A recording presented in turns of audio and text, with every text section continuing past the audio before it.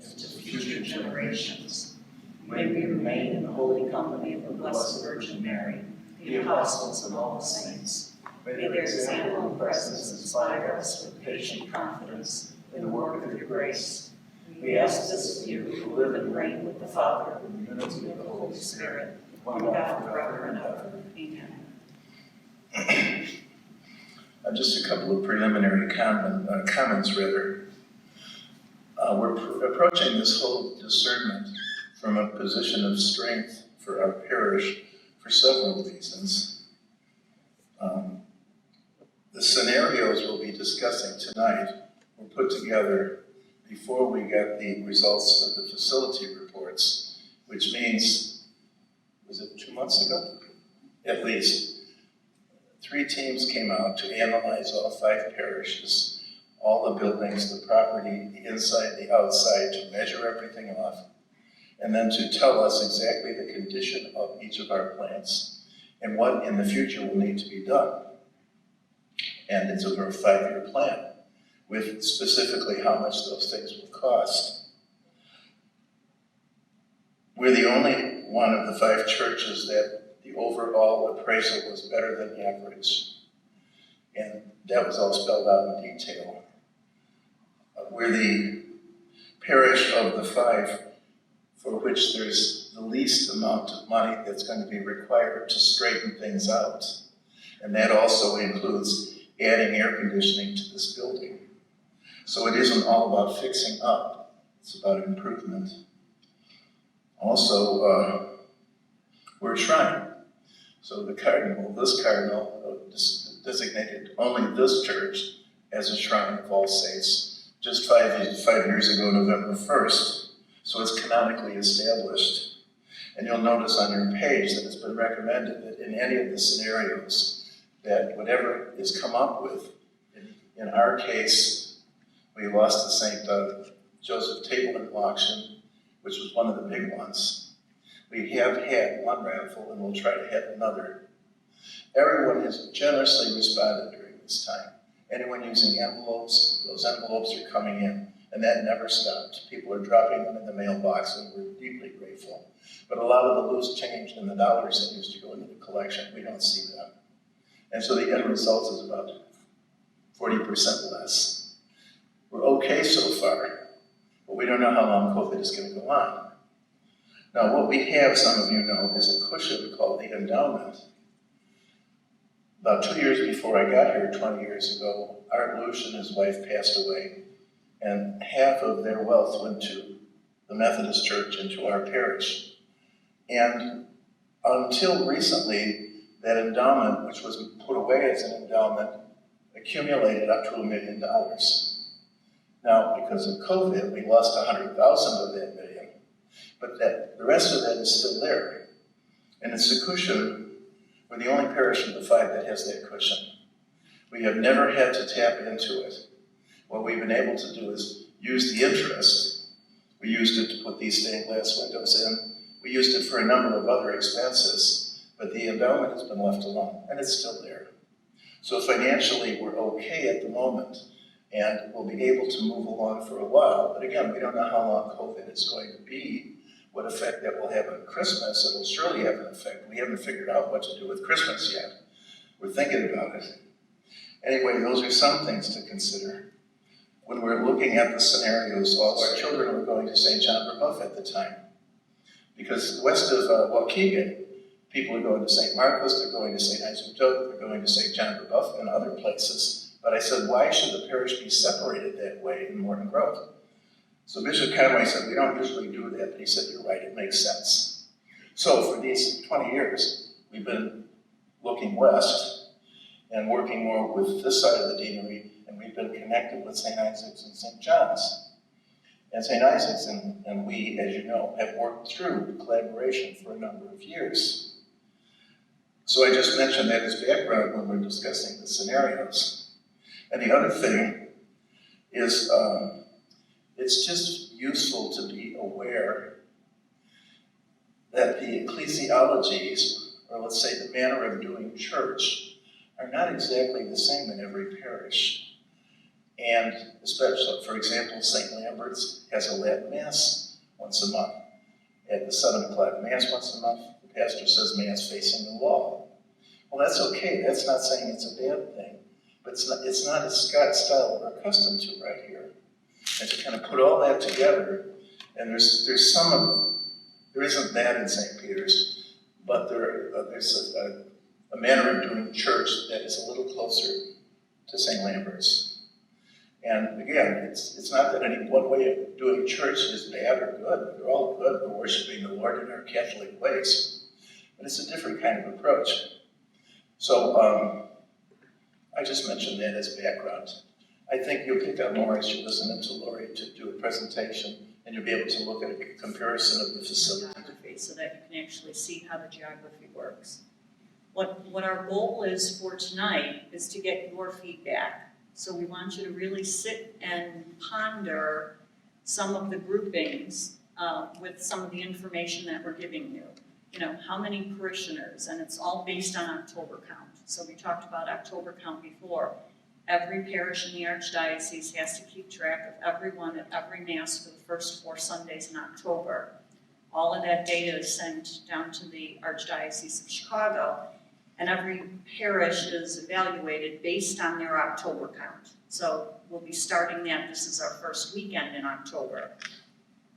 But, you know, and we'll be looking at revenue, excluding any rental revenue. So we can't count what we're getting from the Greek school or what we might be getting from some of the other miscellaneous groups. And then we'll be looking at some of the other issues with the facilities inspection that Father Dennis just talked about. So we need you to complete a feedback form. I think you were given one when you came in. There's a basket up here. If you feel like filling it out tonight while you're here, that'd be great. Drop it in the basket. We're going to be compiling information on where you think St. Martha would be better suited. And then the grouping team will compile all of those. In fact, Debbie's going to do that for us. So Debbie's also going to be taking notes here tonight. We're going to compile all of that, and then we have our next meeting with the group, all of the parishes, the 5 parishes, on October 15th. St. Martha is hosting that meeting. So it'll be the first time that some of the people from some of the other churches will have come to St. Martha's, and they're going to get a chance to see the shrine. The shrine is one of the things that we have to take into consideration. How important is the shrine to us, to Morton Grove, to the mission? You know, with the shrine, we're already evangelizing, and that's exactly, that's part of the mission. You know, we're living our lives as witnesses. And, you know, Father Dennis can talk about it. He's taken hundreds of people through here with confirmation classes and Catholic school retreats and the seminarians, and people have come from all over the world.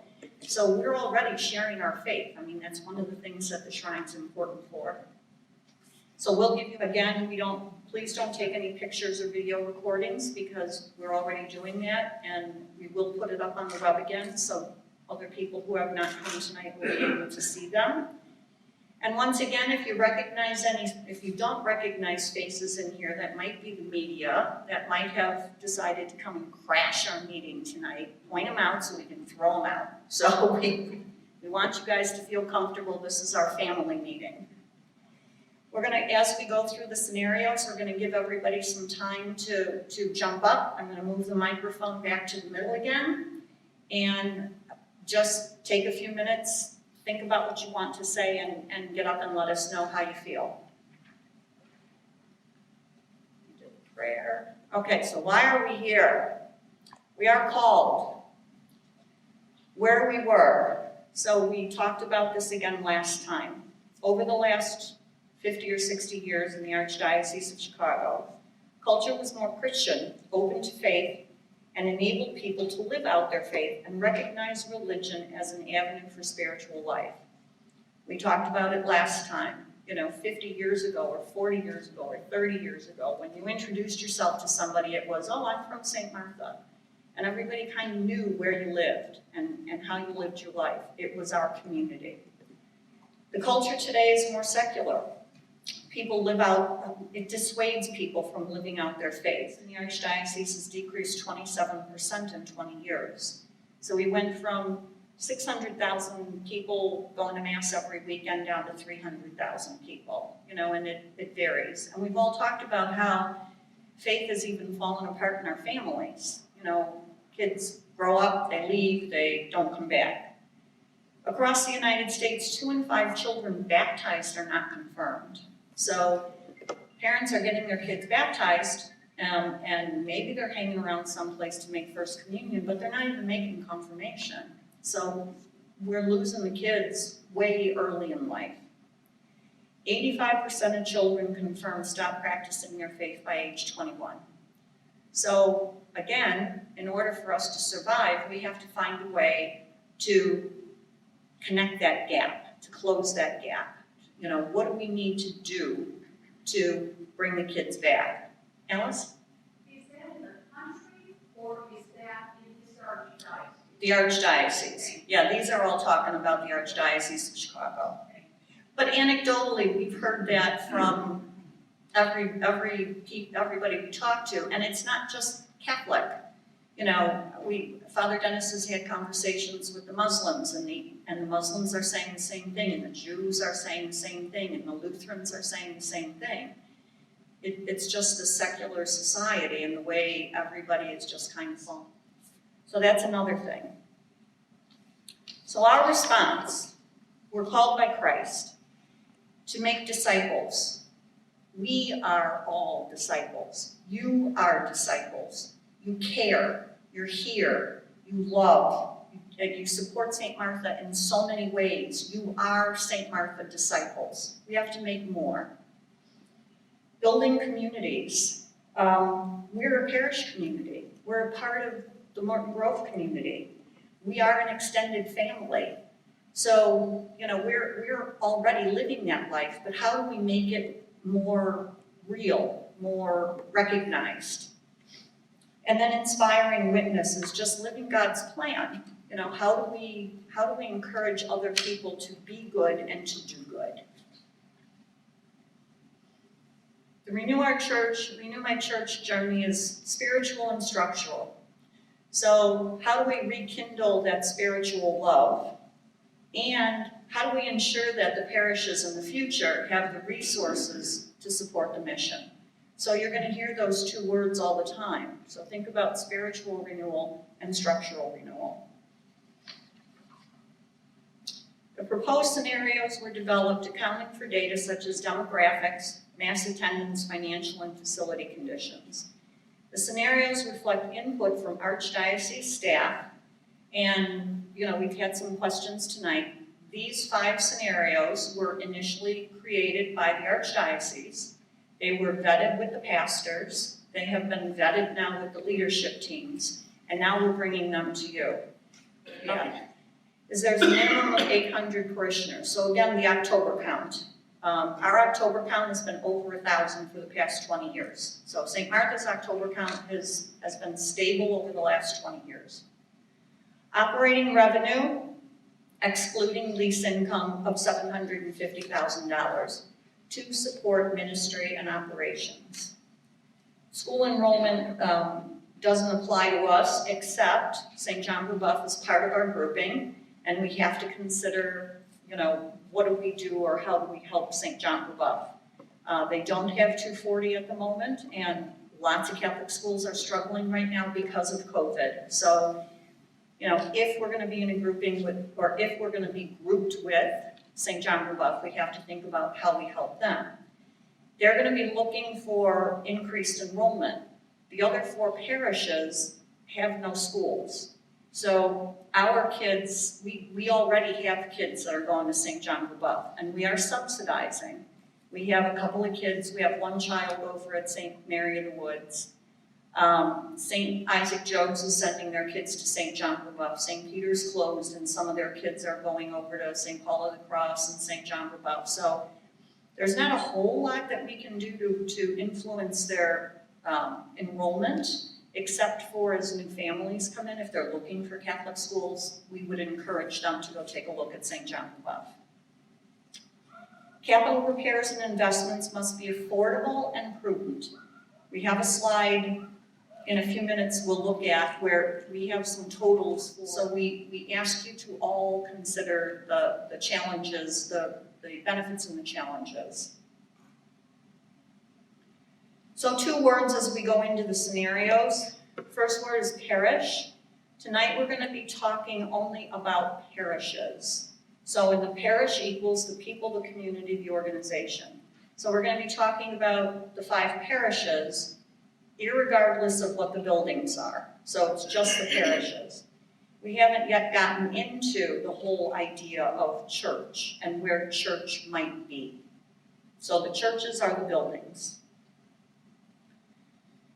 So again, we'll talk, we already talked about this. The initial scenarios that we're putting on the table are intended to build communities, inspire witness, make disciples. So, and again, they're from the Archdiocese with some vetting, and they're intended to create some idea and some thinking. We want you to consider all of those as you're thinking about your input. And between the meetings, think about the scenarios and think about it from a head and heart perspective. You might think something makes sense from your head intellectually, but yet your heart, we know your heart stays here. We know that. But think about it in a way that different groupings of the parishes. So in each one of them, there's a couple of scenarios where we have 3 parishes. So maybe St. Isaac Jogues and St. John the Buff come together, and St. Martha Stands Alone, and St. Lambert and St. Peter come together. In each one of those scenarios, we have 5 parishes today. We would be going to 3 parishes. As those parish changes are done, the parishes come together. One of the churches is going to be designated as the parish church, and that church will be responsible for managing that organization. So they'll keep all the sacrament books, they'll take care of personnel and payroll and all the back office stuff that gets done. They will also take on all of the assets and all of the debt of the churches that might be combining. So everything St. Martha has, if St. Martha goes into a grouping with St. John the Buff, everything we have then becomes and the school, St. John the Buff School, will be considered as the parish school for the entire grouping. So that stays. Okay, so here's what we look like today. You can see that side. St. Lambert is the blue. St. Peter's is in the middle in the green. Can you see that, or do we need to turn some lights off maybe? Other Dennis, maybe? Turn off the lights. Turn off the side lights maybe? Yeah, it's hard to see. I'll turn off the ceiling. For the ceiling lights, that'd be great, thank you. So St. Peter's is the middle in green. St. Martha is the kind of pink color. St. John the Buff has the long blue slice that goes across the bottom. And then St. Isaac Jogues is the other orange color up at the top. Is that better? Okay, super. So now you can see the color. You can see the slice of geography that we cover. We've got the expressway, we've got some railroad tracks, we've got a lot of forest preserve in the St. Martha, St. John the Buff area. And so this gives you an idea. The other thing that I want you to pay attention to, or at least be aware of, is there are a lot. The St. Martha, St. Peter, St. Lambert seems like a big piece of geography to manage. The third scenario again is 5 parishes into 2. So again, St. Isaac Jogues and St. Martha come together, but in this one, St. John the Buff merges with St. Peter and St. Lambert. So you can see in this particular scenario how big the geography would be, how much it would cover with St. John Brebeuf coming into grouping with the Skokie parishes. That could be a challenge. St. Martha, there would be one parish church. And again, we're not talking about buildings yet. We're not talking about who's a worship site or who stays open to do masses, or we're just talking about how the parishes might come together. Scenario 5 is 4 parishes, St. Isaac Jogues and St. Martha as one, and then St. John Brebeuf, St. Peter, and St. Lambert would all be standalone parishes. This scenario doesn't really accomplish any of what the Renew My Church objectives seem to be. You know, everybody, it looks like everything is staying status quo, and status quo is just maintenance mode. So it doesn't free up anything, any extra revenue to do any kind of remodeling and rebuilding or evangelization. So that scenario doesn't quite make sense, but it's here. The 5 were presented to the pastors, the 5 were presented to us, and we want you to see what the scenarios were. Okay, so here's the site inspections. Father Dennis talked about those a little earlier. Back in July and August, site inspections were done for each one of the parishes. 3 inspectors came out, an architectural inspector, a mechanical inspector, so the mechanical inspector came to look at heating and air conditioning and plumbing and all of that stuff. And then an interior inspector.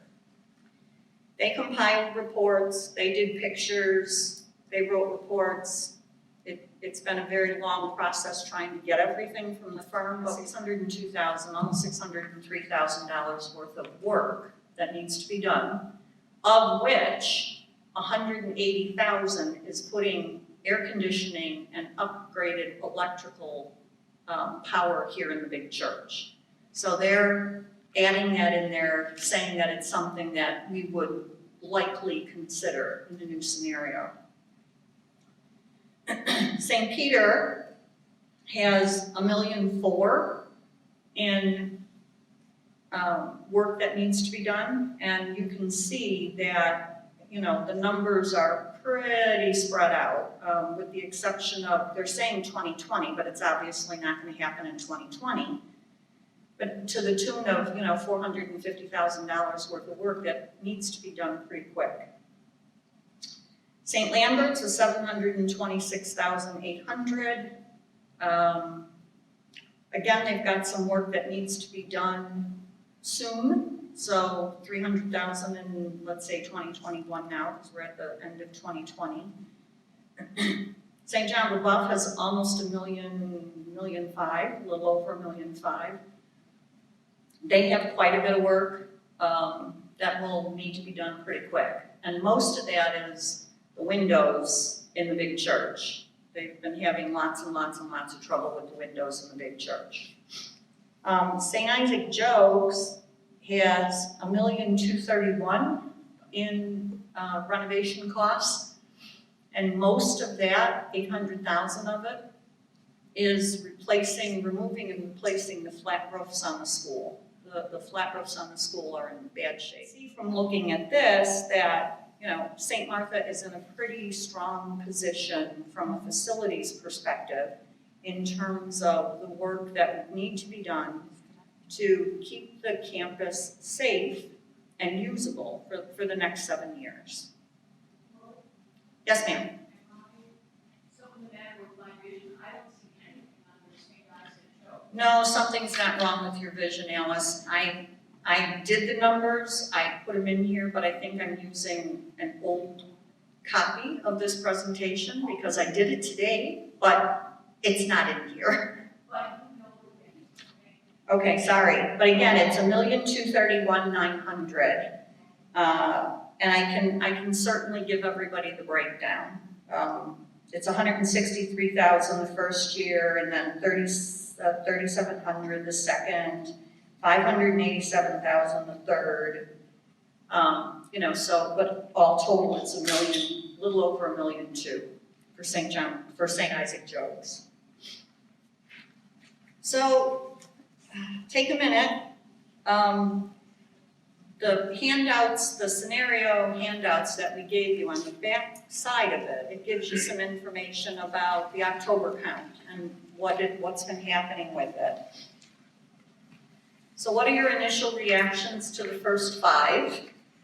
What was unclear? Do you have any questions, comments, concerns? And what information is missing for you? Paul? Has the Archdiocese or anyone done demographic studies of this area? I mean, it would be like looking into the crystal ball, but looking at, say, Skokie and most of Skokie, which are the 2 parishes, it seems that in our area are becoming more Muslim. And I don't know really what's going on at Rebuff or Isaac Jogues, if they're holding the same demographics or if they're changing. We do know, we did point out that there's less Catholics being born. Correct. I don't know how that figures into it, but it'd be interesting if we had that information. But it'll turn up down the road, I'm sure. Yeah, we have gotten some information from the village of Morton Grove. Not a whole lot, but again, it's just Morton Grove. We haven't gotten a lot of information from any of the other areas, and we've asked, so I don't know what the Archdiocese really has.